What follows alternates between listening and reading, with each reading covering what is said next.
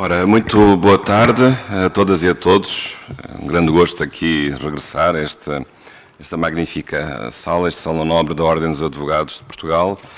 E permitam-me cumprimentar todos, também aqueles que nos seguem pela Justiça TV, aliás, a quem agradecemos uma vez mais a presença. E em particular, claro, também gostaria de dirigir uma saudação muito especial ao Dr. Jerónimo Martins, presidente desta associação, a Associação dos Advogados Sem Fronteiras de Língua Portuguesa, também à doutora Isabel Silva Mendes, sua vice-presidente, às colegas deste colóquio, a doutora Ana Rita Duarte Campos e a doutora Ivone Cordeiro. Também cumprimento a ilustre assistência, sou presidente da direção da Caixa de Previdência da Ordem dos Advogados e dos Solicitadores, tarefa complexa.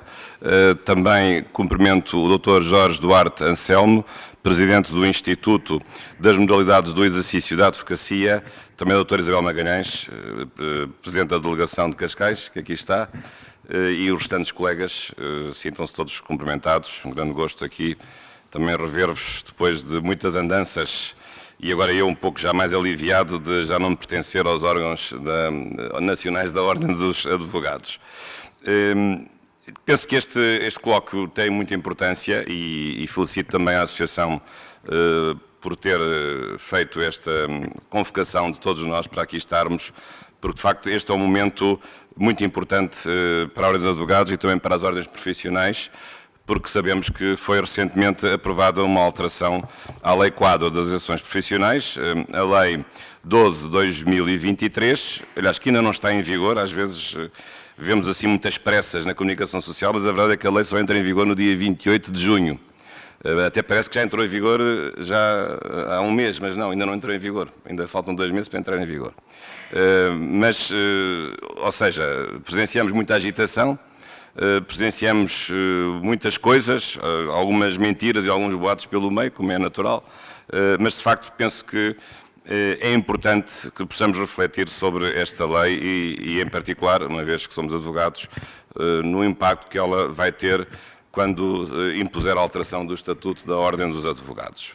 E, portanto, falarei um pouco, em geral, sobre as opções que constam desta lei, que são opções discutíveis, algumas poucas certas, mas a maior parte muito discutíveis, para não dizer absolutamente erradas e inconvenientes. Portanto, depois também falarei um pouco, talvez não tanto, mas as minhas colegas, sobre o impacto específico no Estatuto da Ordem dos Advogados. E sabemos bem que nós, como advogados, estamos agora também chamados a participar em conjunto na próxima Assembleia Geral, dia 6 de junho, que já foi convocada pela Sra. Bastonária, e esse será um grande momento. E realmente só tenho que lamentar que certos intelectuais da nossa praça, até que têm responsabilidades até indiretas no processo legislativo, tenham vindo dizer recentemente que consideram que essa convocação, que essa Assembleia Geral é um desafio à autoridade do Estado.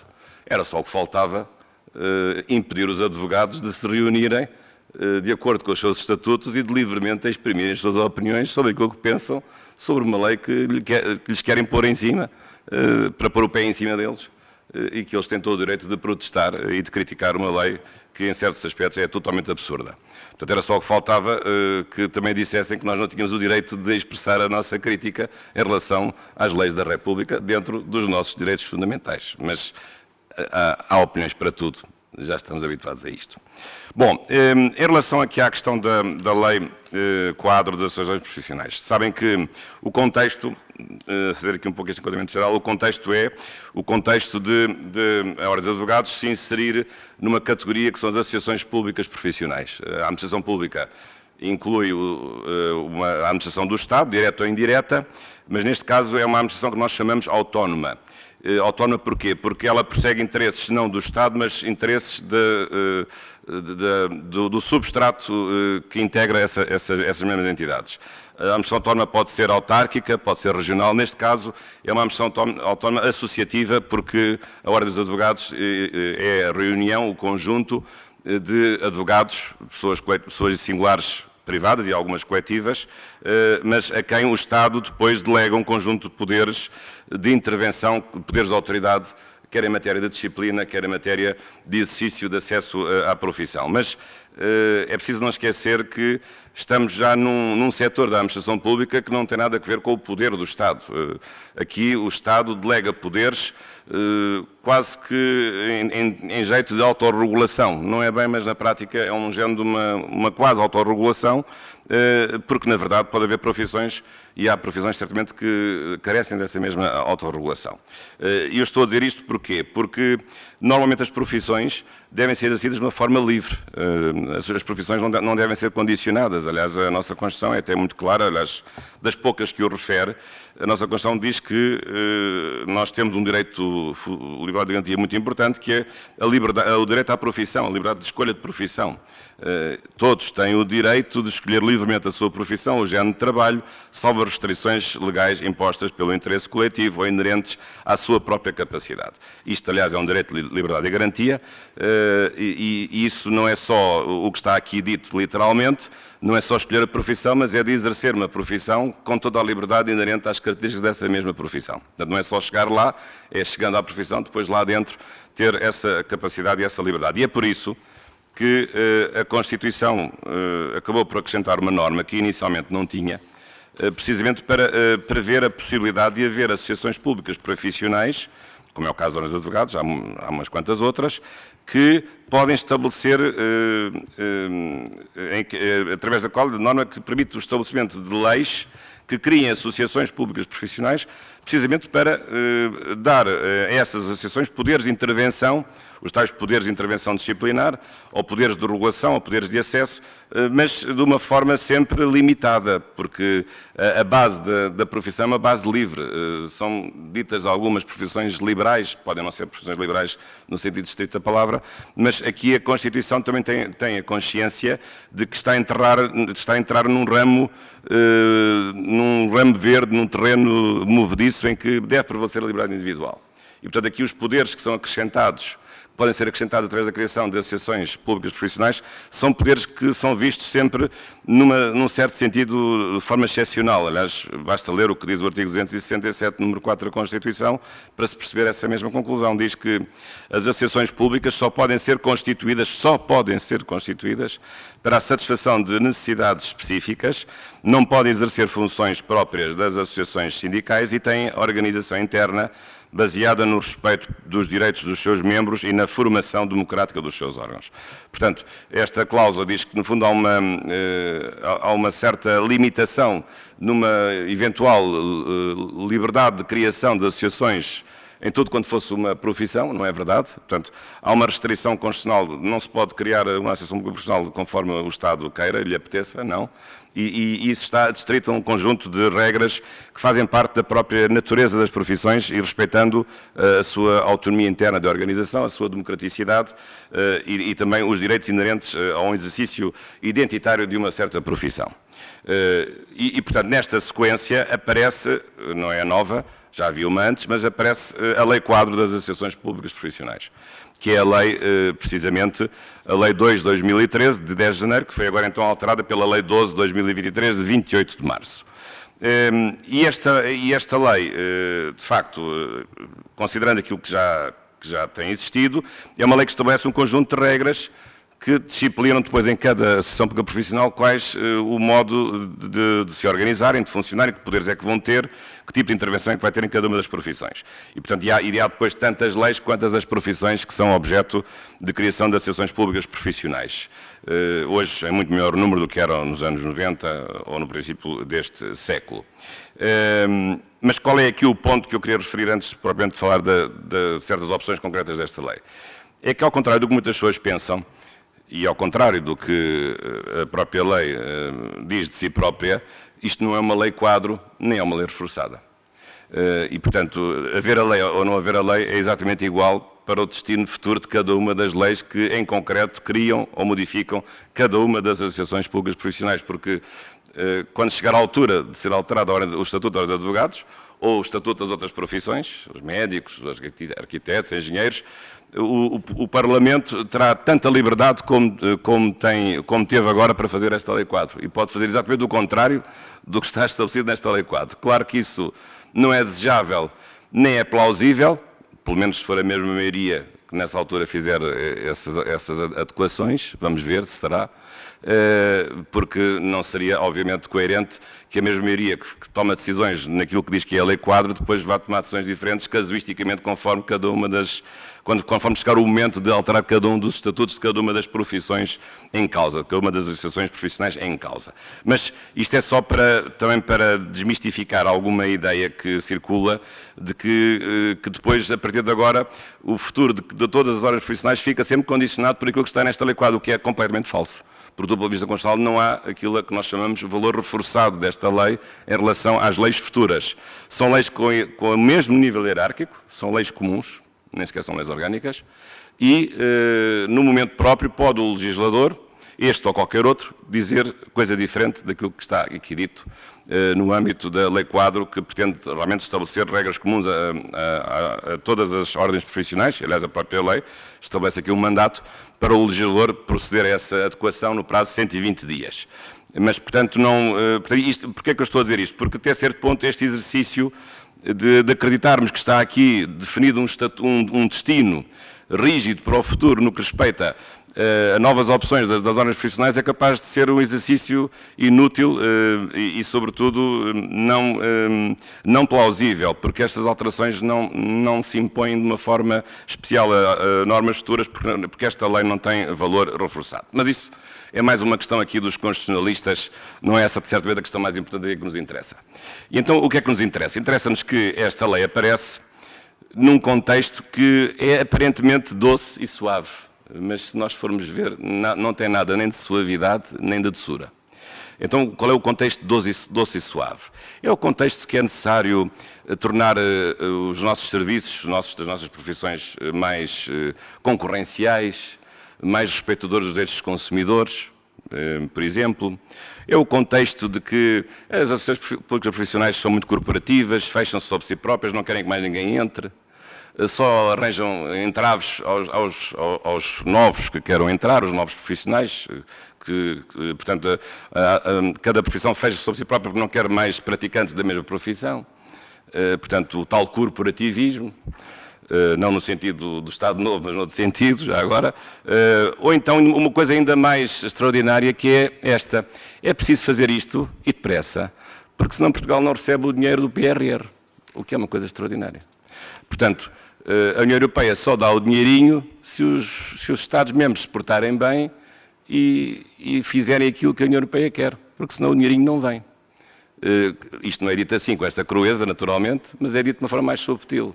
Ou seja, o dinheirinho só vem se houver a simplificação da administração pública dos países. Portanto, a ideia é da simplificação administrativa, ou de tornar o regime do funcionamento das profissões mais democrático, mais concorrencial, sem corporativismo, essas coisas assim. E, portanto, digamos que os fundamentos sendo estes, isto já diz tudo sobre a bondade das soluções, ou de uma parte das soluções que aqui estão. Isto numa visão assim branda, porque eu já não vou tão longe, numa visão provavelmente mais conspirativa, que é a de isto ser, evidentemente, um ataque inacreditável às ordens profissionais. E, portanto, eu penso que para alguns, o que está na mente de alguns, até alguns legisladores, é pura e simplesmente acabarem com as ordens profissionais. Pura e simplesmente. E, portanto, cada um governa-se sozinho e o profissional liberal ser tratado como o sapateiro ou como o merceeiro, com o devido respeito para essas profissões, sem qualquer enquadramento legal no que respeita aos requisitos de certa profissão, ou sem qualquer cuidado no que respeita aos rigores que se impõem do ponto de vista da sua atuação disciplinar, porque sendo profissional liberal, evidentemente que tem mais poder sobre os seus, sobre aquilo que faz e as infrações disciplinares são de muito maior gravidade. E, portanto, penso que há aqui também um objetivo ideológico escondido, que é, pura e simplesmente, acabar, daqui a uns anos, pura e simplesmente com as associações públicas profissionais. Já agora, claro, aqui, depois acabando também com as de advogados. Mas nós não vamos deixar, acho eu. Bom, e então o que é que... Mas esta lei, para ter sido aprovada, passou aqui por um período conturbado, porque, entretanto, o Presidente da República, e bem, pediu ao Tribunal Constitucional a fiscalização preventiva deste diploma. Não pediu sobre todos os assuntos que eu acho que poderiam suscitar dúvidas, pediu a fiscalização apenas em 5 normas, que eu vou aqui resumir de de uma forma breve, tanto quanto possível, que são as 5 normas provavelmente mais discutíveis que esta mesma lei contém. Uma delas diz respeito ao famoso artigo 9, número 8, o famoso artigo dos júris dos estágios, que ser necessariamente constituído por membros externos, é o artigo 9, no artigo 8º, número 9, que diz o seguinte: a avaliação final do estágio é da responsabilidade de um júri independente, que deve integrar personalidades de reconhecido mérito que não sejam membros da Associação Pública Profissional. Esta foi uma das normas.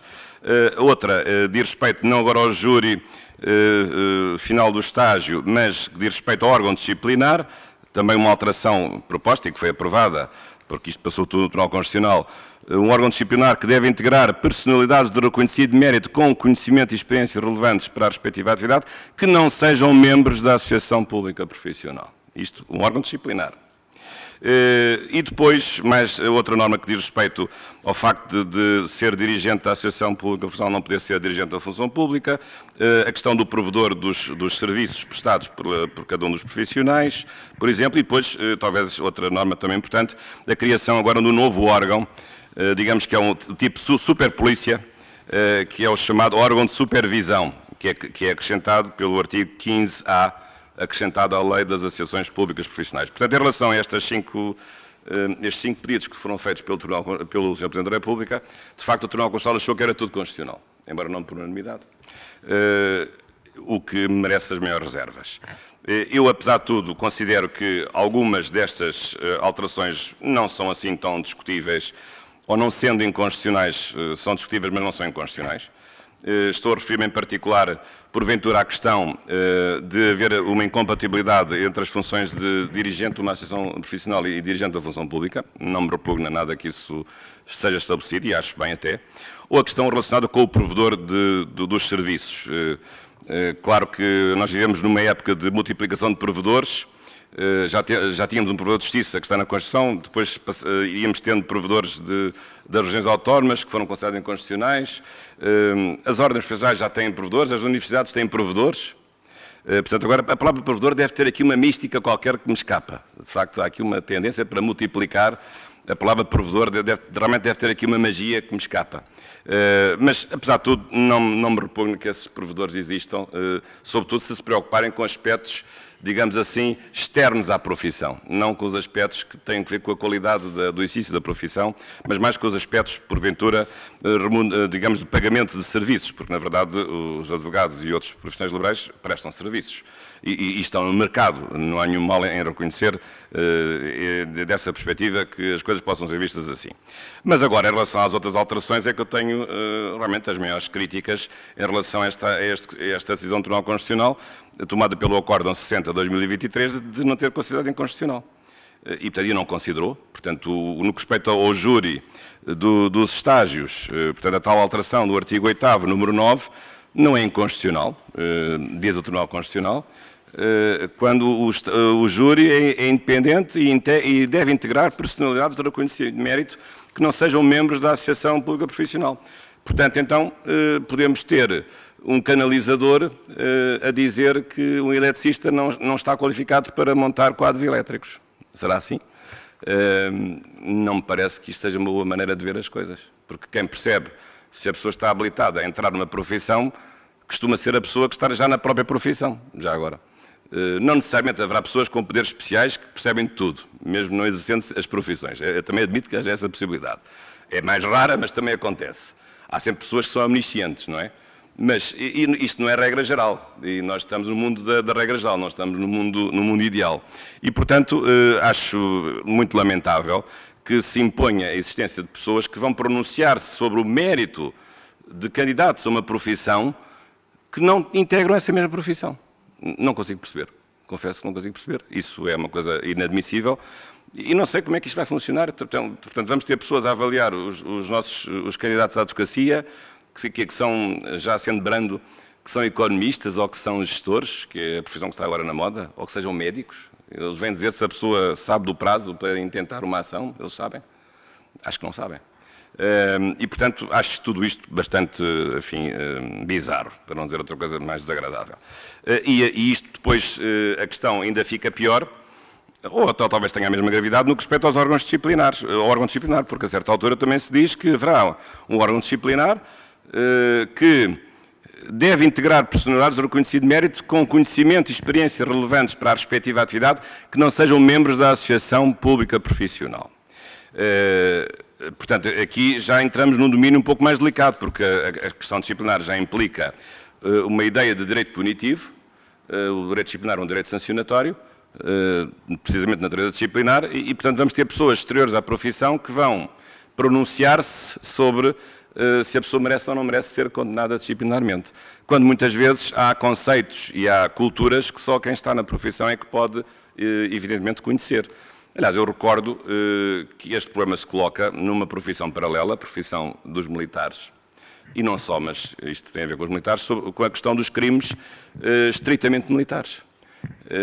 Em Portugal tínhamos tribunais militares que foram extintos com a revisão constitucional de 1997, agora só pode haver em estado de guerra, mas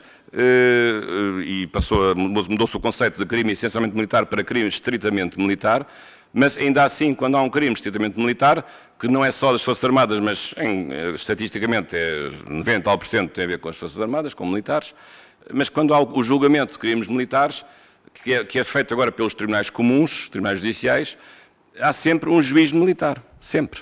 No coletivo há sempre pelo menos um juiz militar, é o que está na lei.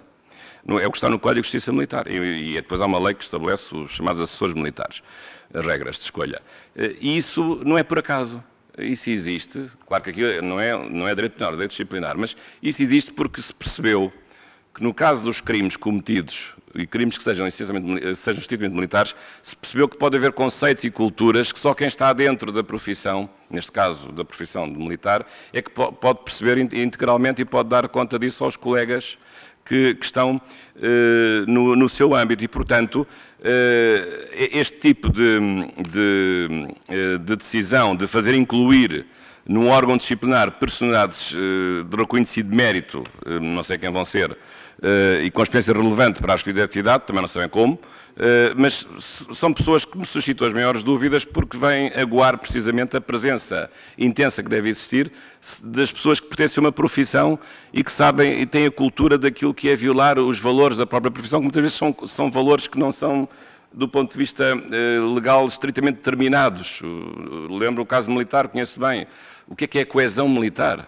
Por exemplo, o conceito de coesão militar, o que é o conceito de disciplina militar, de honra militar, de respeito pela pátria, são coisas às vezes um pouco difusas, mas só quem está dentro da instituição militar é que pode conhecer. E, portanto, é por isso que nesses casos, estou a referir-me aqui a um exemplo paralelo, há juízes militares. E, portanto, vejo com as maiores reservas que se possa introduzir pessoas de perfis espúrios num órgão, ainda por cima disciplinar, que vai determinar se a pessoa exerce bem ou mal a profissão, no limite pode até impedir a pessoa de exercer uma profissão, alguém que não tem nada a ver com essa profissão e que pode cometer um erro jurídico enorme de estar a julgar mal uma pessoa porque não conhece os meandros e os conceitos e a cultura dessa mesma profissão. Portanto, também julgo que isto suscita as maiores reservas. Claro que esta é a principal medida contra o tal cooperativismo, de se achar que os órgãos disciplinares estão sempre a absolver os seus próprios membros dessa associação. Isso não é verdade, porque quem parte desse pressuposto tem um pré-conceito ou tem um pré-juízo absolutamente errado, porque basta ver as estatísticas das pessoas que são condenadas em direito disciplinar. Portanto, não estou a perceber que essa medida seja necessária para impor uma coisa que não existe, porque já existem condenações disciplinares no âmbito de ordens de advogados e noutras ordens profissionais. Admito que as coisas possam funcionar melhor, com certeza, talvez com maior celeridade, admito isso. Nunca pertenci a um órgão disciplinar, não tenho conhecimento próprio da matéria, mas julgo que a solução não será certamente esta de resolver este problema. Depois, talvez o caso mais grave seja então o aparecimento deste tal de superpolícia, órgão que é no fundo um superpolícia, que é completamente imposto de fora e de cima, acrescentado no artigo 15, artigo 15A, como artigo 15A, que é um órgão de supervisão. Eu, por menos, quando li este artigo, eu pensei que se não estava a lidar com a legislação bancária. A supervisão faz lembrar a legislação financeira bancária, não é? Mas isto não é direito bancário. Isto é direito das ordens profissionais. Então, o que é o órgão de supervisão? é um órgão que é independente no exercício das suas funções, zela pela legalidade da atividade exercida pelos órgãos da associação e exerce poderes de controle, nomeadamente a matéria de regulação do exercício da profissão. E depois há uma série de competências específicas, esta é a cláusula geral de competência que tem, depois há competências específicas que chegam a um pormenor, a meu ver, inaudito. E o problema deste órgão não é só o problema das suas competências, mas é sobretudo o problema da sua composição. Porque depois, neste artigo 15A que foi acrescentado, claro que a maioria de pessoas externas à Associação Pública Profissional. Porque tem 40% de representantes da profissão, mas depois tem 60% de pessoas de fora. Embora em dois perfis, digamos, há três círculos, digamos assim. Há o círculo interno da profissão, há um círculo exterior, mas tem alguma ligação à profissão, e depois há um círculo externo completamente exterior, um terceiro círculo, digamos assim. E então, como? 40% são pessoas da casa, de cada casa, digamos assim, 40% são pessoas oriundas dos estabelecimentos de ensino superior que habilitem academicamente o acesso à profissão organizada em Associação Pública Profissional, não inscritos na Associação Pública Profissional, e depois 20% de cooptados pelos membros referidos nas linhas anteriores, por maioria absoluta, que sejam personalidades de reconhecido mérito com conhecimentos e experiências relevantes para a atividade da Associação Profissional, não inscritos na Associação Profissional. Eu, esta parte, no que respeita aos estabelecimentos de ensino superior, como também sou professor, eu só tenho a agradecer. Mas não me parece que isto possa ser visto desta forma. Porque, para já, pode haver profissões em relação às quais possa haver vários tipos de formação superior que lhes permita aceder. E já começa aqui já uma guerra de saber quais são as instituições de ensino superior que devem indicar pessoas, ou de onde podem nascer pessoas, para entregar este grupo de, digamos, do segundo círculo de pessoas, os segundos 40% que estão aqui indicados. E depois há aqui outro problema mais complicado, mais de fundo, é que, nesse aspecto esta lei tem cenas contraditórias, mas tem esta visão errada, que é a visão segundo a qual a profissão é a continuação de um grau de licenciado que a pessoa antes obteve. Mas estão completamente enganados, porque ser advogado não é ser licenciado em Direito. Eu sei que há pessoas a quem nós perguntamos, então, qual é a profissão, qual é o curso que vais tirar? Eu vou tirar o curso de advogado. Então, e tu? Eu vou tirar o curso de juiz. Pois, mas é que não há nenhum curso de advogado, nenhum curso de juiz. É o curso de Direito, que é muito bonito, com certeza, mas não é nenhum curso nem de advocacia, nenhum curso de magistratura, ou seja judicial, seja do Ministério Público, ou outra profissão qualquer. E, portanto, isto, no fundo, tem aqui subentendido que há, no fundo, uma continuação, que certas profissões são uma continuação da universidade, o que não é verdade. Aliás, o processo de Bolonha, mal ou bem, tem os aspectos positivos, eu acho que tem alguns negativos, também tem, com certeza, mas é precisamente um dos aspectos positivos, desanexar essa grande proximidade que existia entre certas profissões e o grau académico que lhe está subjacente, até porque pode haver pessoas licenciadas em Direito que tirem mestrados noutras áreas, portanto, hoje o processo de Bolonha, a meu ver, bem, embora às vezes com alguns excessos, permite uma formação compósita e híbrida, formação pós-graduada no que respeita às várias pessoas que obtêm graus académicos. E, portanto, isto tem este problema de fundo de provocar esta dúvida sobre essas... Depois, em relação aos 20% dos cooptados, isto faz lembrar um pouco aquilo que já acontece, sabem que também tenho a minha vida académica, que acontece, por exemplo, com as universidades, em que há sempre um Conselho Geral, que é o órgão mais importante, porque muda os estatutos e até elege os reitores e coisas assim, que tem sempre tem personalidades externas e até o seu presidente tem que ser uma pessoa de fora. A minha experiência nessa matéria, no que respeita à independência dessas pessoas, não estou a falar de ninguém em particular e respeito a essas pessoas, é profundamente decepcionante, porque essas pessoas são as pessoas menos independentes que há. Porque elas são indicadas pelas pessoas de dentro e vão para lá com o rótulo de serem pessoas independentes e são as pessoas mais dependentes que há porque fazem aquilo que os outros mandam para fazer. Os outros, os que lá estão dentro. A começar pelos reitores, claro. E, portanto, são, no fundo, os paus-mandados. Portanto, sob a aparência de serem pessoas independentes e às vezes até são presidentes de horas, nem sabem dirigir uma reunião, já assisti a várias cenas dessas, coitados, nem sabem presidir uma reunião num Conselho Geral. E fazem tristes figuras. E estas pessoas que supostamente são independentes são as mais perigosas que há, porque essas pessoas não são nada independentes. E, portanto, eu não tenho qualquer confiança, haverá exceções, com certeza, não quero cometer nenhuma injustiça contra ninguém, também não estou a falar de ninguém em particular, embora me lembre de alguns casos tristes, mas, de facto, isto não me dá nenhuma segurança, até porque este órgão, o órgão de supervisão, ao contrário, é outro erro aqui metodológico desta lei, é que este órgão de supervisão não é um órgão estratégico. Num Conselho Geral de uma universidade ainda aceitaria esta solução, porque é um órgão que está aberto para dizer à universidade que ela está aberta ao mundo, às empresas, embora agora também se exagere um pouco, às vezes há universidades que já parecem mais empresas privadas do que universidades, mas está aberto ao mundo, às relações internacionais, à cultura, numa lógica mais de estratégia, de inserção com o mundo que as rodeia. Mas acham que o órgão de supervisão para as ordens profissionais é para nos fazer inserir no mundo que nos rodeia? Não, é para nos controlar. Isto não tem nada de estratégico. Isto tem um caráter policial, que é uma coisa diferente. Uma coisa é estratégia, outra coisa é policiamento da atividade que é feita pelos outros órgãos das ordens profissionais. Porque, reparem, porque depois este órgão vai pronunciar sobre aquilo que os outros órgãos fazem, incluindo os órgãos disciplinares, já agora. E, portanto, isto é muito preocupante que agora possamos ter dentro das nossas ordens profissionais um órgão que, sob a aparência de ser independente e estratégico, é um órgão de policiamento dos órgãos que são verdadeiramente representativos das ordens profissionais. Portanto, tenho as maiores reservas em relação a esta opção que aqui está e ficam as minhas dúvidas, mas as minhas dúvidas, estas sim, não acabam aqui, porque há outras coisas que este diploma também trouxe que me suscitam outras críticas. E, de facto, começo a achar que essa teoria da conspiração tem algum fundamento. Sempre que eu leio esta lei de novo, eu fico sempre com a ideia que essa teoria vai ganhando adeptos e vai ganhando realmente raízes. Pode ser que esteja a ver isto mal.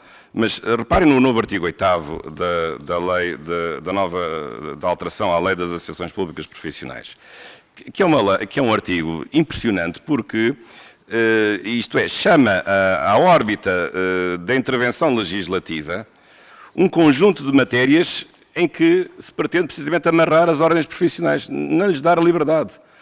Vocês têm que pôr nos vossos estatutos aquilo que nós, Estado legislador, queremos. Vocês não têm liberdade para fazer os vossos estatutos, os vossos regulamentos de estágio, ou as vossas taxas, ou os vossos atos próprios. Nós é que vamos dizer como é que vocês fazem os vossos estágios, como é que vocês cobram as vossas taxas, como é que vocês fazem outro tipo de intervenções, porque isto vai ficar já nas nossas mãos. Nas mãos de quem? Do Estado legislador. Quando nós somos associações de pessoas privadas. E basta ler o artigo 8º, que diz que é preciso agora que passa a constar dos estatutos, porque a lei quadra e manda, como se os estágios profissionais ou outros previstos em lei, por exemplo. Os atos próprios das profissões. O número, a linha D, o número de períodos de formação por ano, nos casos em que esteja prevista a realização da mesma no âmbito do estágio profissional no exame. Portanto, chega ao pormenor de desobrigar, agora com a adequação dos estatutos, a cada ordem profissional, de incluir no seu próprio estatuto regras quanto ao estágio e noutros aspectos, precisamente retirando a autonomia regulamentar, normativa regulamentar, que era delegada precisamente dentro das ordens profissionais. E, portanto, isto mostra bem que há aqui, digamos, uma chamada de assuntos para o âmbito da reserva de lei, precisamente para nos subtrair a matéria que era própria no âmbito da nossa autonomia administrativa regulamentar, que era isso que tem que ser respeitado e não está a ser respeitado.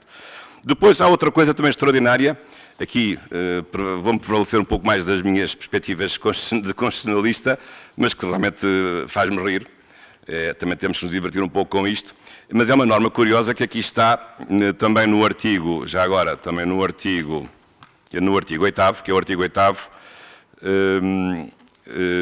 no artigo 23, no artigo 23, número 5, então tem aqui uma norma sobre os referendos da Ordem dos Advogados. Não sei se o legislador parlamentar ficou traumatizado com o nosso referendo, espero que não, mas foi um referendo muito importante. Cada um votou como votou e foi um momento muito importante, aliás, da democracia interna. Sei que havia opiniões diferentes sobre isso, o assunto foi tratado, foi convocado, foi amplamente participado, mas agora aparece aqui uma norma sobre como é que o referendo vale nas ordens profissionais. O referendo. Então, o que é que diz esta norma? Portanto, este artigo 23, portanto, como disse, artigo 23, se não estou aqui a baralhar as folhas, artigo sobre o referendo, portanto, artigo 21, aliás, artigo 21, número 5, diz o seguinte: diz que o referendo só é vinculativo se nele participar mais de metade dos membros da Associação Pública Profissional. Até aqui tudo bem, é o que está na Constituição em relação ao referendo político legislativo nacional. E julgo que em relação aos outros, explica analogicamente. Ou então, mas depois aqui é que vem o disparate. Depois diz assim: mas também é vinculativo se a proposta submetida a referendo obtiver mais de 66% dos votos e a participação no referendo não for de mais de metade, mas for acima de 40%. Agora é que eu não estou a perceber. Então, quer dizer, se votarem mais de metade, basta maioria relativa. Mas se votar ligeiramente menos um do que a metade, já a maioria passa para 106%. Passa para a maioria qualificada, é? Passa de maioria relativa para maioria qualificada, só porque votaram menos 40 ou 50, imagina um universo de 2.000 profissionais, basta que votem menos 10 para a maioria passar de 51% para passar para 66%. Isto cabe na cabeça de alguém. Qual é a racionalidade desta norma? Não consigo entender, pode ser que alguém um dia me diga qual é que é a racionalidade. E até pode haver aqui situações um pouco até contraditórias. Eu tento fazer aqui umas contas, mas ainda vou estudar melhor este assunto.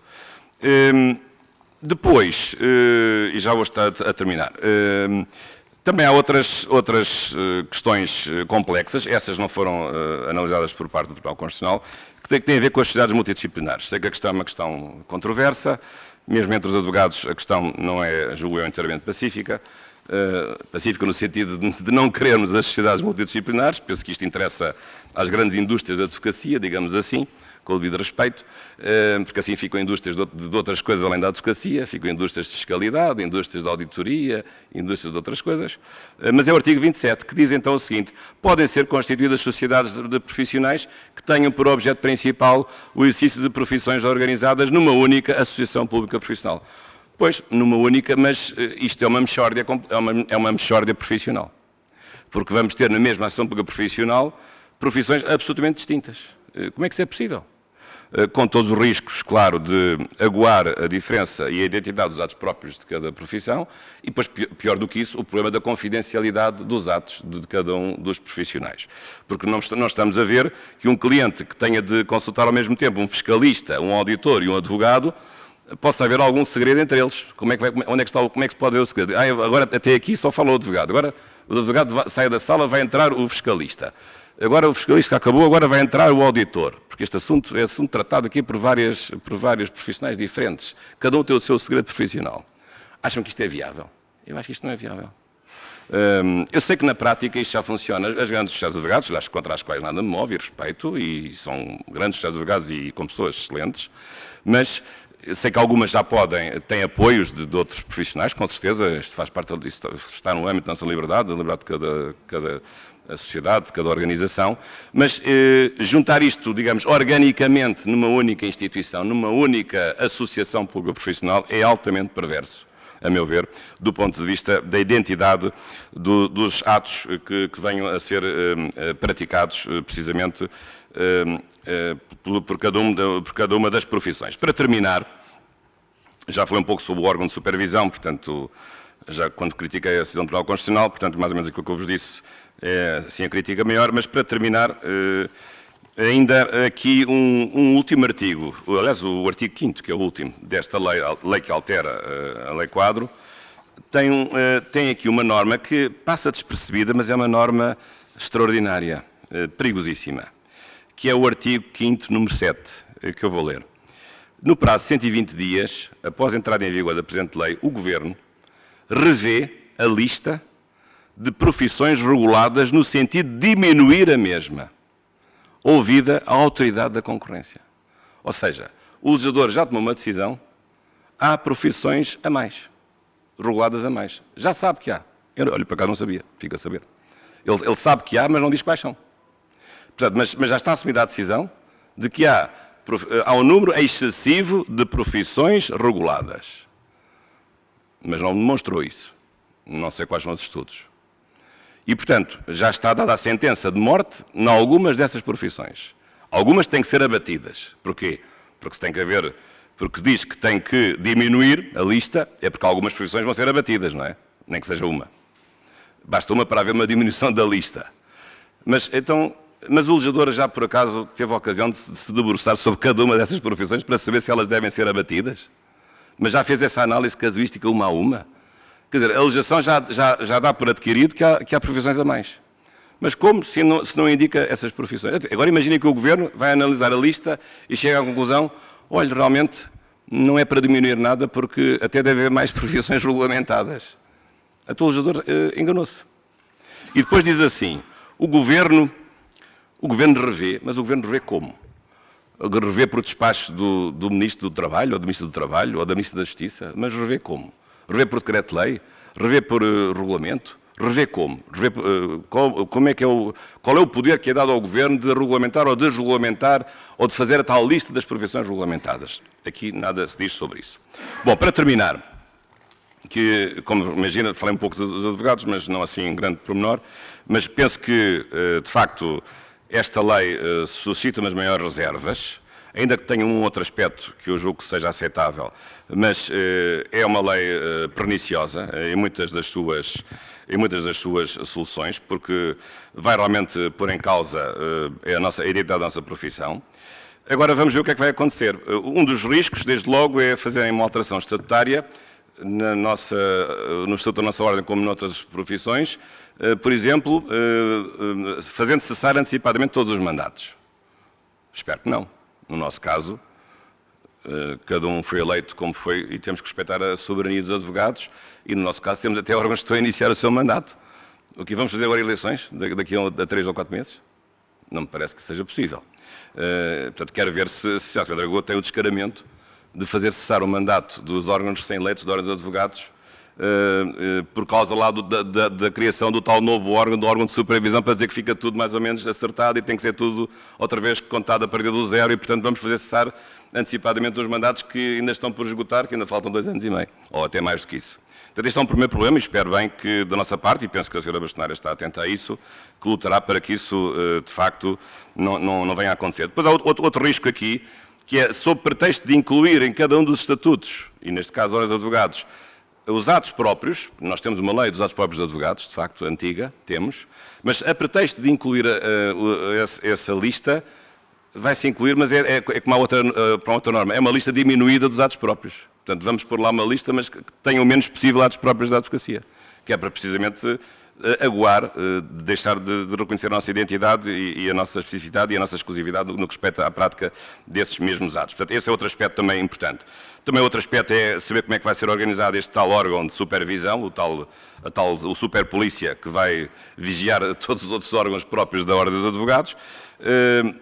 Portanto, mas agora no meio disto tudo, o que eu acho que era importante, isso também fica aqui este meu desejo e também este apelo a todos os colegas.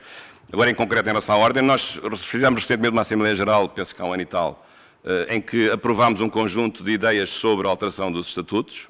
Umas coisas foram aprovadas, outras não foram aprovadas.